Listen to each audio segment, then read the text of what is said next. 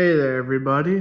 What's going on? My name is Shields. Welcome back to another episode of OSR Tactics, where we will be doing a campaign boss battle against the dragon who has become the new master of the dungeon underneath the Keep on the Borderlands. This is powered by White Box Medieval Adventure Game.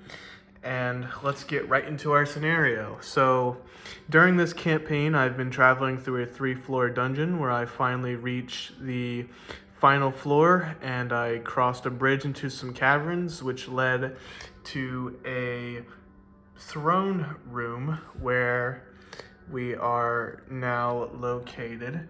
To take a look at the party here, we have Dragon. He is a 3rd level fighter with a longsword, a longbow, a shield +1, and plate armor.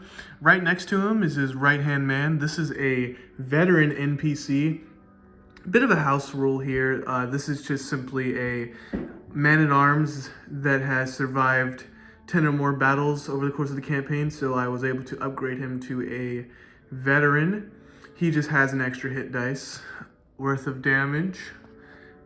And this is 4 men-at-arms. They are standard 1-hit dice humans. And then we have a torchbearer who is providing 30 feet of light coverage. And at the very end, we have Oris, our wizard, who is level 2, but I believe he's only 5 experience away from reaching level 3, which is the level cap for this campaign. His spells include sleep.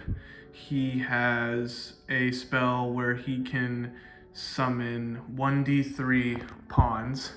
Pawns I got from a video game called Dragon's Dogma. They're basically men-at-arms, but they can be summoned.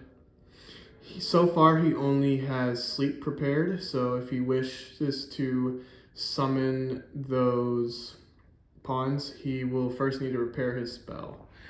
And with that being said, let's go ahead and get into the battle. 𝓣𝓐𝓒 will have surprise. Let's get into 𝓣𝓐𝓒's stats. 𝓣𝓐𝓒 is a blue dragon. He has 22 hit points, an armor class of 17.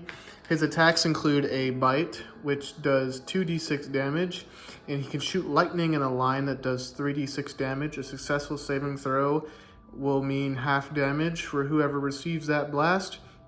He will attempt that attack on a 1 to 2 chance, and he can do that 3 times. Alrighty, so 𝓣𝓐𝓒 will need to have a target to shoot his lightning blast at for this first round. And there are 8 members in the party so far, so it's a simple D8 roll. We're going to do 1, 2, 3, 4, 5, 6, 7, 8. Alright, so rolling 8. So it looks like he will be attacking this man-at-arms right here. Now he can make a saving throw. So I will flip to the saving throw section in White Box. I apologize in advance for not using my tripod.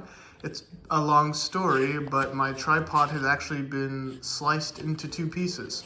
So I will be filming this by hand this episode. So I am just trying to find the saving throw table right now. Okay, so he will save as a fighter of level 1 against Dragon Breath, will be a 15. So let's see if he saves.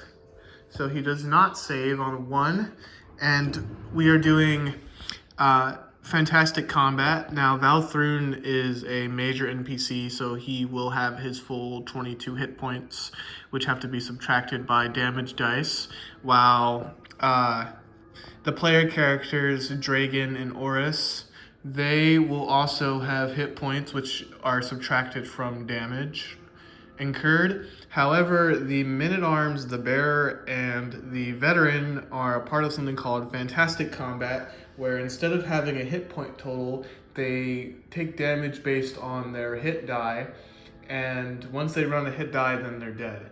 So the men-at-arms and the bearer have 1 hit die, and the veteran has 2 hit die. So this man-at-arms does not stand a chance. So we incur 1 casualty, and now we will be dicing off for initiative. 𝓣𝓐𝓒𝓣 will be our blue dice, as he's the blue dragon. And looks like my party has gained initiative, so we shall go to the next round. Okay, so starting off in the movement phase here, we're going to make some movements. Now, as I said, the torchbearer has about 30 feet of coverage. Now, it may be difficult for me to measure this out with just one hand, as I have to use my other hand to record. So I'm gonna pre-measure everything out. I'm going to go ahead and do the movement, and then I'll update you on the final movement. So what I've decided was to take a defensive position around this pillar here to provide some slight cover. I'm actually gonna go ahead and move the magic user fully behind the pillar so that there's no risk of him taking any dragon breath in the next round. And I'm going to prepare a longbow shot with my fighter here. And now we're gonna have to roll for the NPC behavior of 𝓣𝓐𝓒𝓣 to see if he will launch another magical blast. So he will do that on a 1 or a 2, and he rolled a 5. So he'll just swoop down here, and I usually have it to where enemies will target the closest and weakest opponent. So that would be that man-at-arms carrying the spear right there. And he's just going to attempt a simple bite attack. And his attack will hit on a 13, rolled an 11, so it missed. That was out of phase. I will still count the roll, but I have to actually roll for my fighter first, who is making a ranged attack. He gets a +1 to hit, and he does not hit. So then we will roll melees for the veteran, and we will roll for the man-at-arms. So I'm gonna count that as a 16. It was cocked a little bit, admittedly, but it was close enough to a 16 for my liking. However, his armor class is 17, so the veteran's attack wouldn't do any damage. So now we're gonna roll for the spearman, who also rolled a 16, and that won't do any damage either. So then we're going to go into the next round. So I'm going to declare spell casting, and he will summon pawns, so they will be summoned in the next round. And then I will have my men-at-arms surround the dragon, and we will make melee attacks, and I will continue to shoot missiles with my longbow for my fighter. So then I'm just gonna roll the NPC behavior for 𝓣𝓐𝓒𝓣 just so I know what he's going to do. So he's not going to attack, he's gonna do a bite, which means he's gonna attack a man-at-arms in the melee phase. So now we have 4 attacks. So we'll start with a man-at-arms. 16 does not hit. We'll start with veteran, men-at-arms, another men-at-arms. So all misses. I forgot his range attack. So it's very important that you play the game in phases, just so things happen in accordance to the time slot where they should. It's difficult sometimes, so don't beat yourself up about it. Just remember it, and then if you haven't gone too far where like making correction would mess things up, then you can always make corrections. And so that longbow shot will miss. So then 𝓣𝓐𝓒𝓣 gets to attack, and his attack is a miss on a 2. So now we're going into the next round where I get to have summoned D3 pawns. So that will be 3. So I'm gonna go ahead and throw those guys on the board. As you can see, these are the pawn units, and like I said, if you've played the video game Dragon's Dogma, you'll have a more clear idea of what I'm talking about. But the guys with the blue shields have been magically summoned by our wizard, and they will be commanded by our wizard, and they will be active in the next round. So as far as movement goes, we're going to stay relatively in the same position, and I'm going to fire off another shot. It's worth noting, so yes, Oris has more spell slots. However, he can't summon more pawns because you have to memorize spells, and when you cast a spell, you forget it as per the rules of Jack Vance's fiction. So he would have to take another turn to prepare the spell if he wanted to cast it again.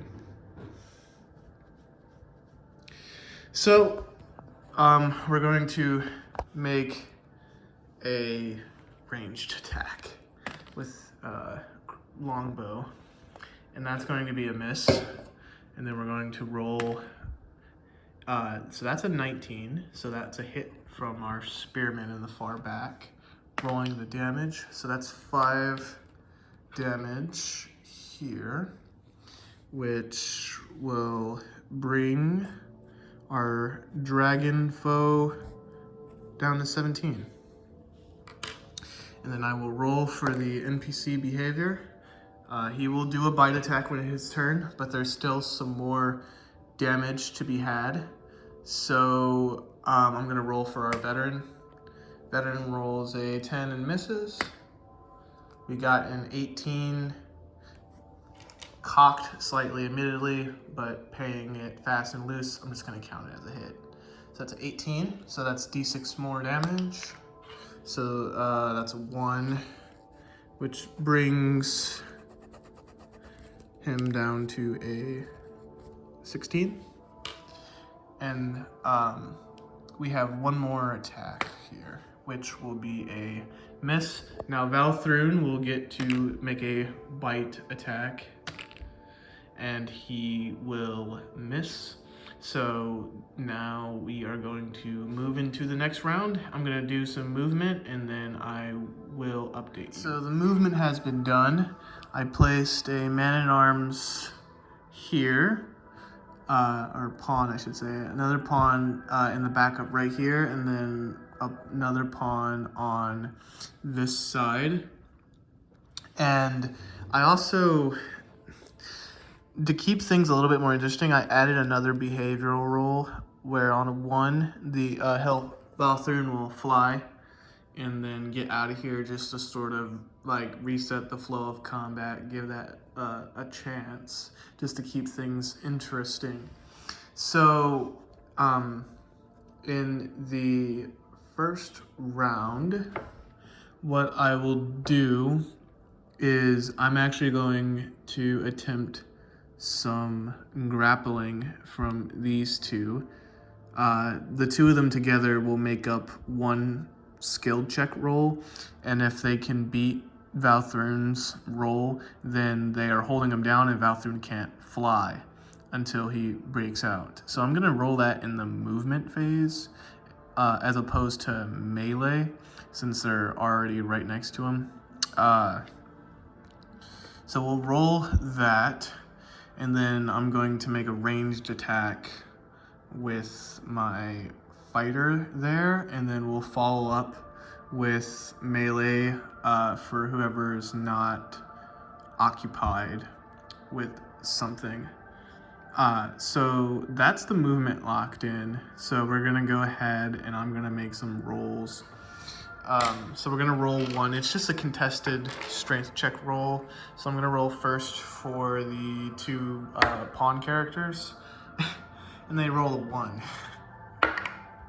And 𝓣𝓐𝓒 rolls a 17. So obviously the grapple attempt has failed. So then we're going to make a roll on the behavior. So we're going to roll for flying on a 1. So he won't be flying this round, and he will not be casting his lightning spell. So he's just going to do a bite to a man-at-arms, probably one of the guys on the edge, because they're the most threatening to him right now. So then we're going to roll a ranged attack from our fighter here.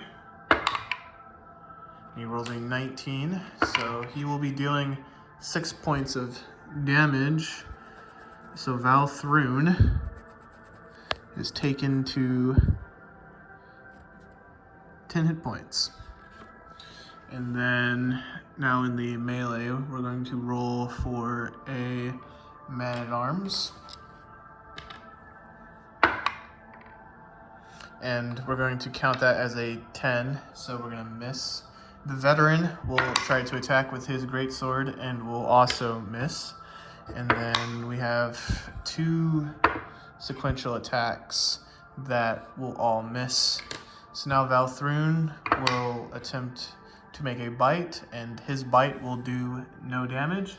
So now we're going to flip over to the next round here.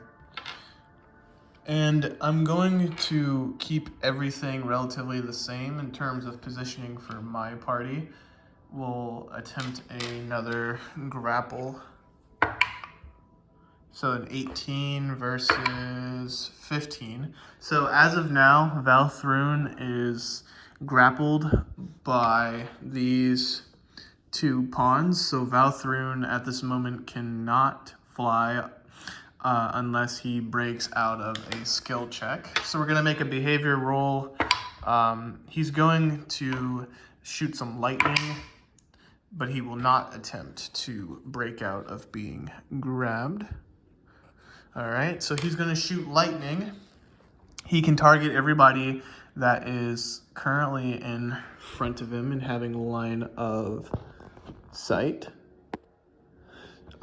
So we can do 1, 2, 3, 4, 5, 6, 7, 8, 9 possible targets. So I'm gonna do a D10, and then I'll just re-roll zeros. Or we can make 0 this pillar right here to destroy the cover that the wizard currently has. So 3, so 1, 2, 3. Targeting our veteran here. Veteran makes a saving throw. 10, so he misses his saving throw, so our veteran has been zapped by lightning this round. Now that we are in the ranged phase, I'm going to shoot an arrow with my fighter, and that will be a hit, and that will deal 5 points of damage, which will inflict a great wound upon the blue dragon. And the blue dragon now has 5 hit points left.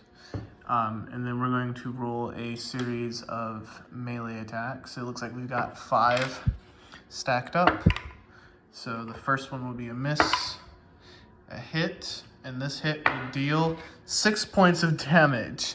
So this man-at-arms right here will deal the final blow that will vanquish the evil dragon 𝓣𝓐𝓒𝓣𝓘. And now 𝓣𝓐𝓒𝓣𝓘's treasure is up for the party to claim. And that will be it for today's battle of OSR Tactics. This is a Reaper Bones dragon that I painted, 28mm scale.